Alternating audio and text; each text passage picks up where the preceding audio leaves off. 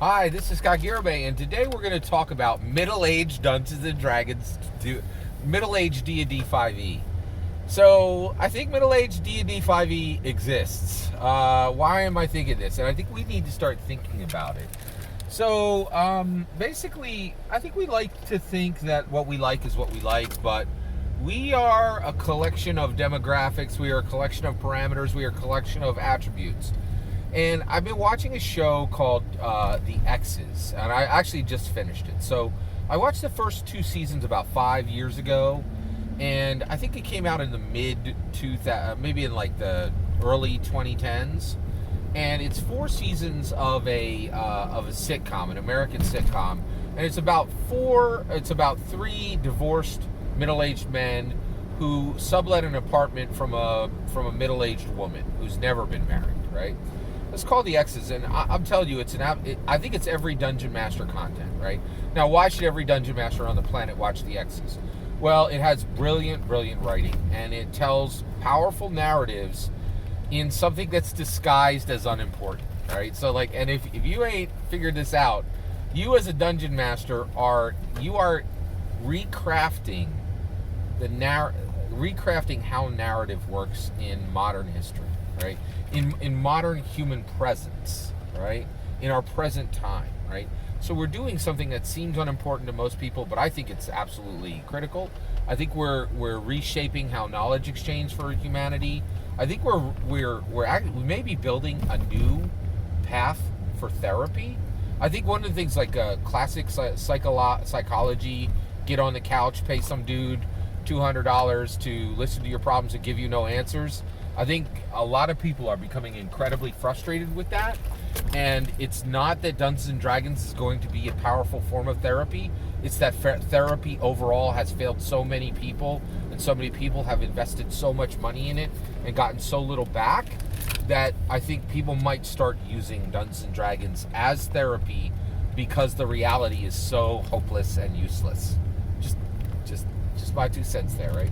So I think being a Dungeon Master, you're telling these incredibly powerful stories that will be remembered by a small group of people or a large group of people for a long time, right? And that's what The X's is. It's just a sitcom, right? But the reality is there's Philosopher Queen content in it. It's just brilliant. There's like really powerful, compelling narratives in the middle of a sitcom, right? And so basically, I was watching this thing and I'm like, I really am absolutely loving this show. First of all, it has a woman by the name of Kristen Johnson, and I think she's one of the most underrated American actresses ever. Right? Like, she worked with John Lithgow for a long time, and I think she picked up a lot of stuff that John Lithgow did, and I think John Lithgow has been acknowledged for his work properly, but I think Kristen Johnson has not. I think Kristen Johnson is just as powerful and moving an actor as John Lithgow is, but she's unrecognized, right? So she's this brilliant woman, and so I'm watching this show and I'm just loving it, and I'm like, this is gold content. I absolutely love this show. And then I realized, it's like, what's important about this? Why am I digging it so much? Well, I am middle-aged, right? Actually, I'm 51, so I think that's nowadays that's middle-aged, right? So maybe I'm, getting toward the end of my life, but I still think, if I went into actually, I think I dodged a midlife crisis. Rather than buying a Corvette, I bought all the orange spine Easleys. It's cost me $600. That's better than putting out $60,000 of your family's money, right?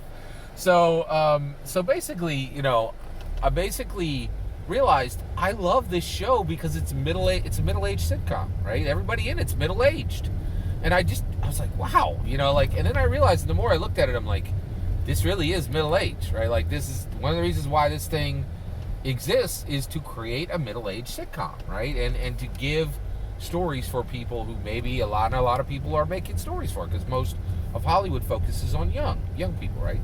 So then I was like, so that must mean that middle-aged Dungeons and Dragons exists. Now, I want to be clear, I'm not actually playing middle-aged Dungeons and Dragons. I play a physical table game. And we're back, right? Everybody's vaxxed, which means we don't got to be masked, and we're, we still keep a nice distance, and we're not, like, nobody touches each other's dice. We still keep some safety markers up, but we're back at the table, right? And we're really enjoying the game the way we could pre-COVID, right? So we got all this going on, and the reality is, I'm really interested in this concept of middle-aged Dungeons and Dragons 5th edition. I think it absolutely exists. I'm currently not playing, and the reason why is we got 5 dudes in my current game. One dude is 25. Another dude is 25. Another dude is 25, and then one dude is 35, and I'm 50. Right? So like, one dude being middle-aged, that ain't middle-aged D&D, right? But I'm very convinced that I think middle-aged Dungeons and Dragons exists, right?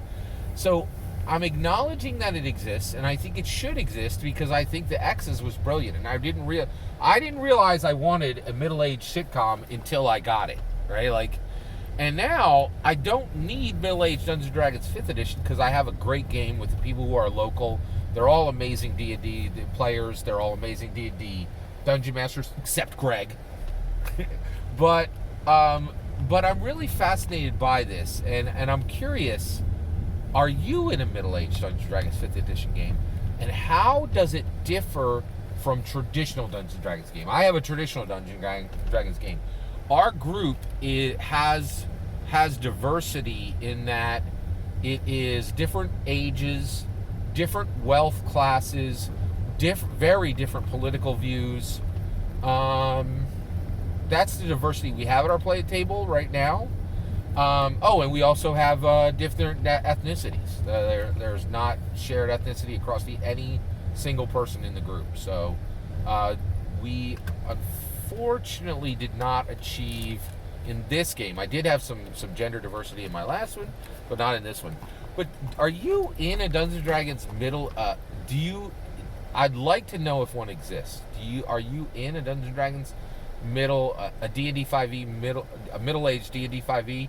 If so, let me know what it's like and what are the parameters of it. I'd love to know. Thank you very much for just let me discuss this concept. I'm convinced it's out there, and I really would point every dungeon master to the X's. It's brilliant. It's a hidden gem, and it will definitely help your narrative. All that's my opinion. I'd love to hear your thoughts on the X's, Dungeons & Dragons 5th edition, or does it matter if all your players are the same age, and does it fundamentally change the game? I'd love to hear your thoughts. Let me know in the comments below. Please consider liking and subscribing, and have a wonderful millennium.